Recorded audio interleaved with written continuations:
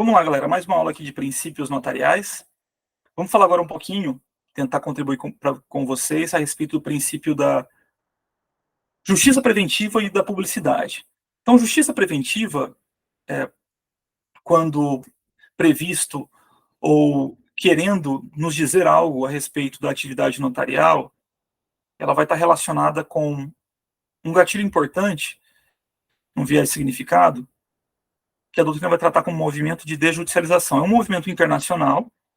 né, ou de origem internacional, do qual o Brasil passa a fazer parte ali em meados de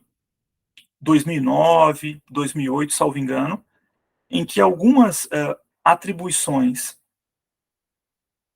eminentemente ou tradicionalmente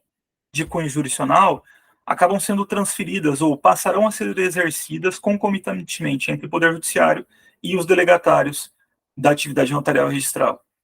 E eu estou falando de que, essencialmente, nesse primeiro movimento? Da transferência ou do compartilhamento da atribuição de lavrar escrituras públicas de divórcio, separação, mesmo o inventário, que passam a ser possíveis na esfera extrajudicial, com regulamentação própria, observados os requisitos legais. Então, quando a gente pensa em justiça preventiva, nós podemos pensar em duas índoles. A primeira índole desse princípio da justiça preventiva está relacionado ao papel do tabelião como um ator de pacificação social. Ele é um ator que, no exercício da sua atividade, da atividade notarial, da lavratura de uma escritura pública de compra e venda, por exemplo, ele, a partir da sua fé pública e do adequado exercício da sua função técnico-jurídica, que é observar aquele negócio ou instrumentalizar aquele negócio à luz do sistema normativo incidente, ele está para além de instrumentalizar a vontade das partes no que diz respeito a um negócio jurídico patrimonial, mas está especialmente atuando na construção de um ato jurídico em sentido amplo que, mantidas as condições, as partes adimplindo com as obrigações que estão expressamente consignadas no ato notarial e partindo da ideia de uma boa-fé mínima e de uma ética mínima nas relações sociais, dificilmente esse negócio jurídico vai estar inquinado de algum vício que pode dar ensejo a uma futura ação judicial, a um futuro litígio. Então, é um princípio de justiça preventiva numa ideia de que a tecnicidade jurídica da sua atuação no exercício dessas funções que lhes são típicas, nessas escrituras públicas de conteúdo patrimonial, especialmente, e mesmo nas que não possuem conteúdo patrimonial, mas que estão relacionadas a direitos de personalidade, a função exercida pelo notário no exame de legalidade e na qualificação jurídica dessas partes, na observância do ordenamento jurídico como um todo, nessa atuação como um assessor jurídico imparcial, independente e técnico, ele colabora com o poder judiciário, ele colabora com a sociedade, instrumentalizando e colocando no mercado de circulação de riquezas e nas próprias relações jurídicas que as pessoas travam umas com as outras, ele coloca documentos e instrumentos legítimos, autênticos, eficazes. E quando assim o faz, e por que o faz? Baseado no princípio da legalidade, em observância a todas as regras de solenidade e de requisitos formais que a ordem jurídica impõe, ele, por si só, já atua como um colaborador que previne litígios. Em contrapartida, aquele contrato que, seja por má-fé de uma das partes, seja por desconhecimento do advogado,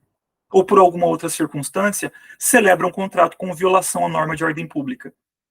E que daqui a pouco vai culminar em um litígio a sobrecarregar, uma vez mais, o poder judiciário. Então, essa é a perspectiva do princípio da justiça preventiva, do ponto de vista da atuação direta, do tão só exercício da função notarial pelo tabelião,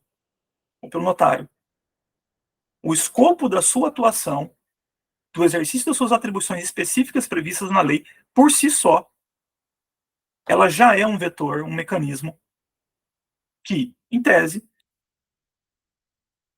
serve à sociedade, serve à coletividade como um instrumento de prevenção de litígio.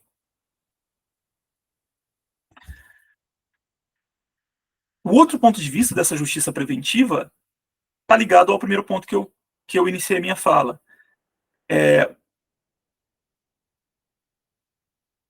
Se para certos atos, se para certas circunstâncias da vida, quando elas ocorrem, em existindo consensualidade entre as partes interessadas, para que eu vou demandar o judiciário? Assoberbando ali, sobrecarregando o sistema com mais um processo que poderia ser tranquilamente resolvido na esfera extrajudicial. Então, quando a gente pensava no próprio inventário e partilha, ou na ação de inventário, não como sendo um processo contencioso como regra, como sendo um processo de jurisdição voluntária, né, como se dizia, ou como um processo administrativo, e aí depender da corrente doutrinária que se segue, o que efetivamente se tinha ali? Era um processo homologatório, de verificação pelo judiciário dos requisitos que a lei impõe na sucessão mortis-causa, para o fim de homologar uma divisão dos bens deixados pelo de cujos, que gera um formal de partilha, que posteriormente ia ser registrado nos registros públicos para alterar a titularidade jurídica desse bem. Ora, se não há litígio, se há consensualidade, eu tenho um ator importante que, do ponto de vista técnico-jurídico, é muito capaz para fazer esse assessoramento das partes e instrumentalizar essa vontade de exaurir a parte formal da sucessão causa-mortis, porque sucessão ou a transferência do patrimônio ocorre op legis, e o que o inventário partilha é o exaurimento formal.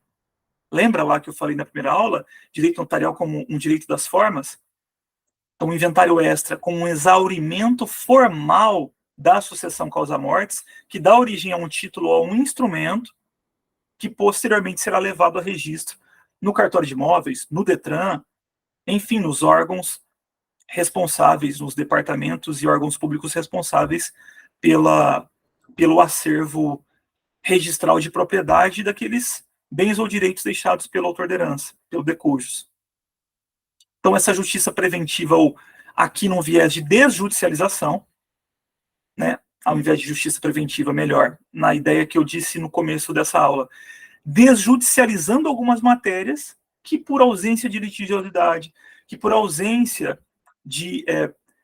prejuízo, ou de pretenso prejuízo, ou de elevado risco de prejuízo às partes envolvidas, podem ser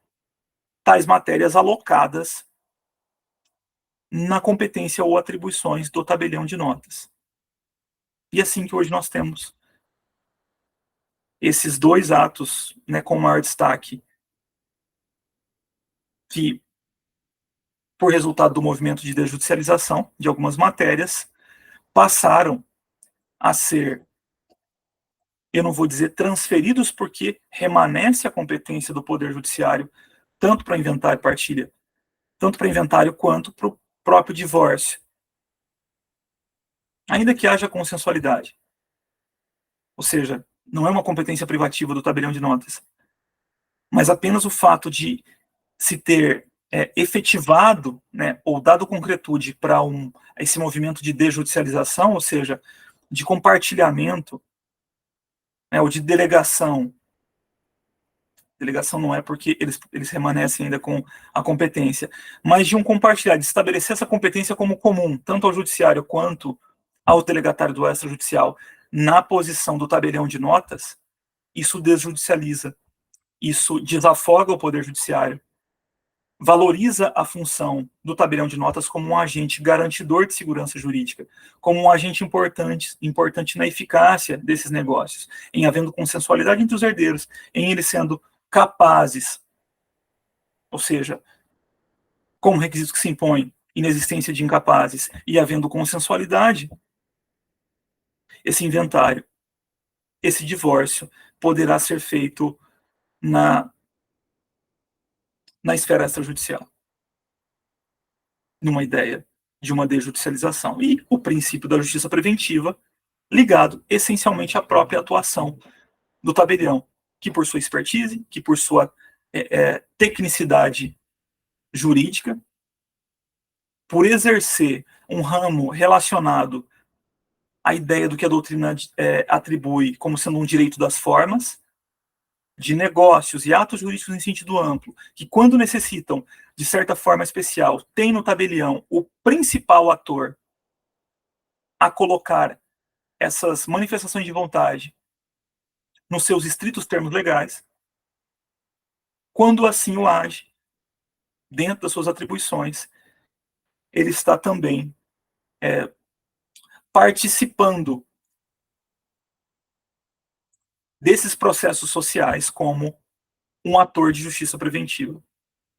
Um ator que lavra atos, que instrumentaliza atos e negócios jurídicos,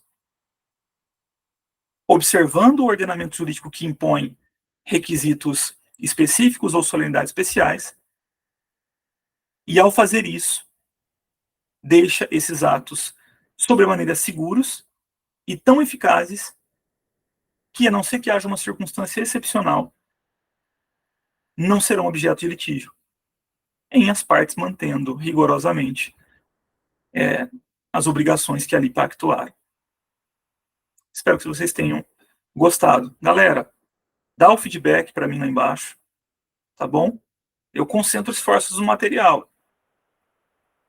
Não é para elogiar, não. Fala se está colaborando, não está colaborando. É novo para nós, tá? Estou me esforçando. Até a próxima.